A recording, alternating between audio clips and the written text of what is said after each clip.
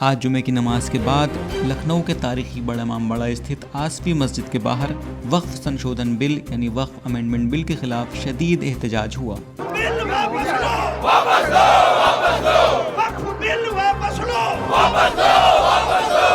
मशहूर शिया आलिम मौलाना कल्बे जवाद साहब की क़यादत में ये प्रोटेस्ट हुआ, जिसमें सैकड़ों अफराद ने शिरकत की। लोगों ने इस बिल को मुस्लिम हुकूक पर हमला करार दिया, जिसमें हज़ारों अफराद ने शिरकत की।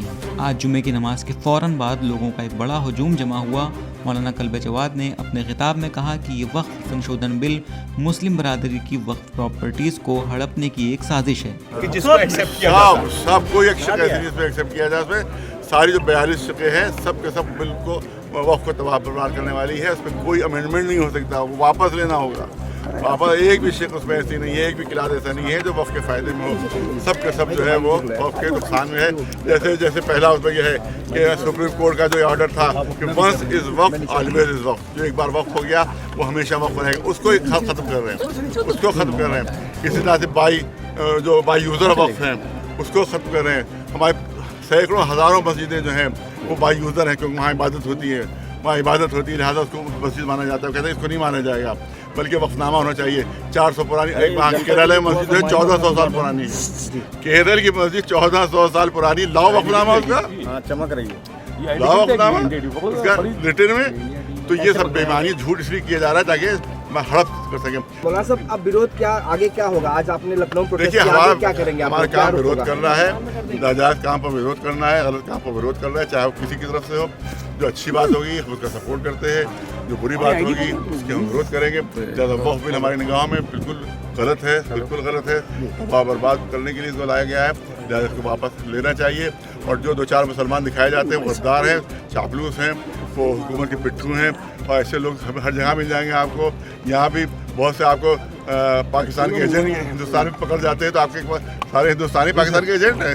वक्फ बिल में 44 अमेंडमेंट किए गए थे, लेकिन जेपीसी ने 14 अमेंडमेंट प्रस्ताव किया है और ये कहा है कि वक्फ बाई यूजर जब ये बिल पास हो जाएगा तो वक्फ बाई यूजर उस वक्त से लागू होगा जब ये बिल पास हो जाएगा। पिछले वक्फ में वक्फ बाई यूजर का इस्तेमाल नहीं होगा, मतलब वो वैसे बने मतलब नए बनाए जाएंगे जी। तो वक्फ बाई यूजर कहाँ हो जब क्या कर रहे हो भाई? जब नया वक्फ बना तो वक्फ बाई यूजर कहाँ से होगा? वो तो दर्ज हो जाएगा। वक्फ बाई यूजर तो वो हैं कि जिसके वक्फनामे नहीं है, वो पागल बना रहे हैं पब्लिक को। वक्फ बाई यूजर कहते ही उसको कि इसका वक्फनामा ना हो, वक्फनामा ना हो। ये कह रहे हैं कि सरकारी जमीनों पे कब्जा कर लिया है वक्फ के नाम पे, इसलिए इसको लाना पड़ा। जांच कीजिए, जांच करो, कागज पेश करो उसका। ये थोड़ी सारा खत्म कर दो तुम सबके सब, जांच करो उसकी।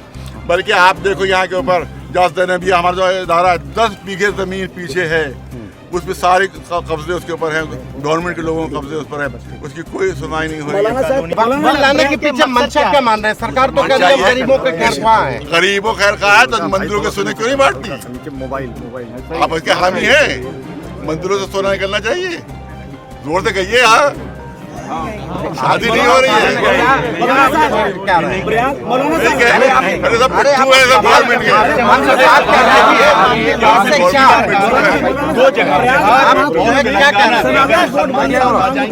मुसलमान नहीं, हुकूमतें वहाँ के मुसलमान दबाव बनाए, मुसलमान। अरे भाई एक किसका है यार? बनाए और तेलंगाना के मुसलमान दबाव बनाए अपनी सूबाई हुकूमतों पर कि वो बिल के खिलाफ वोट, वॉकआउट नहीं, वॉकआउट धोखा है। कांग्रेस ने वॉकआउट के धोखा दिया।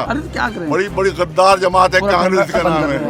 सनातन बोर्ड बनने की भी मांग हो रही है। मौलाना साहब क्या कहेंगे? जो चाहे बोर्ड बने हमसे हमें कोई मतलब नहीं। हमारा जो है हमारे औकात महफूज रहना चाहिए। 100 बोर्ड बन जाए उससे हमें कोई मतलब नहीं। मौलाना साहब ऐलान किया है शरीक हो गया। और ये भी कहा है कि शाबानो केस में जिस तरीके से एहतजाज हुआ था उस पैमाने पर एहतजाज बड़े पैमाने पर एहतजाज होना चाहिए पूरे हिंदुस्तान में, खासतौर बिहार और तेलंगाना में ज्यादा जोर होना चाहिए, वरना दिल्ली में, लखनऊ, मुंबई हर तरफ एहतजाज होना चाहिए। बुनियाद डालने वाली कांग्रेस है, उसकी पूर्ति बीजेपी कर रही है। इसलिए हम क्या, ये बीजेपी जो है शिष्य है कांग्रेस की, शागिर्द है, वो उस्ताद है, ये शागिर्द है। नीतीश और चंद्र बाबू नायडू को किस तरीके से इस पूरी भूमिका में देखते हैं? क्योंकि उन्हीं के सहारे 2 बैसाखियाँ हैं। एक बैसाखी का नाम नीतीश है और एक बैसाखी के नाम चंद्रबाबू नायडू है, जिस पर हुकूमत खड़ी हुई थी। ये अगर हटा लेंगे अपनी बैसाखी तो ये बिल गिर जाएगा। अच्छा तो दिन वैसे अपील करते हैं साहब को 4-5 सीटें हैं वो तो वो उसका वो भी धारे के मुखालिफ है इसके, लेकिन वो कांग्रेस इतने कारगर नहीं हो सकते, वो तो मुखालिफत में वोट देंगे, लेकिन कारगर नहीं हो सकते। कारगर यही दो सकते। मौलाना साहब एक सवाल ये है कि all India Muslim personal law board ने विशेष दुआ की मांग की है। मौलाना साहब ये लोग इसके विरोध में जाए। बिल्कुल बिल्कुल, वहाँ के बिहार के लोगों से भी हमारा है कि विरोध करें, और तेलंगाना के लोगों से है कि वो विरोध करें और अपनी गवर्नमेंट को मजबूर करें, वहाँ की जो लोकल गवर्नमेंट है कि वो इस बिल की मुखालिफत वोट दें। बाइकाट नहीं होगा, शिरकत नहीं, यानी कि शिरकत नहीं किया सर धोखा होगा। सर जगदम्बिका पाल जी का कहना है कि हमने तमाम मुस्लिम रहनुमाओं से मुलाकात किया, उन्हें संतुष्ट किया। हमसे नहीं मिले, वो छोटे थे, हमसे नहीं मिले। पूछिए कलमे जवाब से मिले, पूछिए, आपकी अगर हिम्मत हो तो पूछिए, कलमे जवाब से मिले, आप पूछ नहीं पाएंगे। उन्होंने कहा कि ये बिल हमारी प्रॉपर्टीज़ को हड़पने की साजिश है और हम इसे क़तई बर्दाश्त नहीं करेंगे। मौलाना कल्बे जवाद के साथ साथ कई दूसरे दानिश्वर और सियासी शख्सियात भी यहाँ मौजूद रहीं। भीड़ ने वक्फ बिल वापस लो और मुस्लिम हुकूक पर हमला बंद करो जैसे नारे लगाए।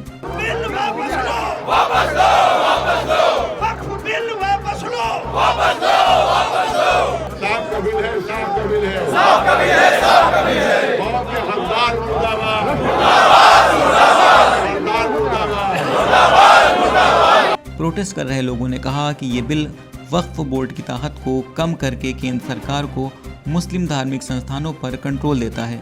उन्हें डर है कि इससे ऐतिहासिक मस्जिदें और दरगाहें सरकारी हस्तक्षेप का शिकार होंगी। हमारे वीडियोस आप तक पहुंचते रहें, इसके लिए सब्सक्राइब करें अपना हिंदी को।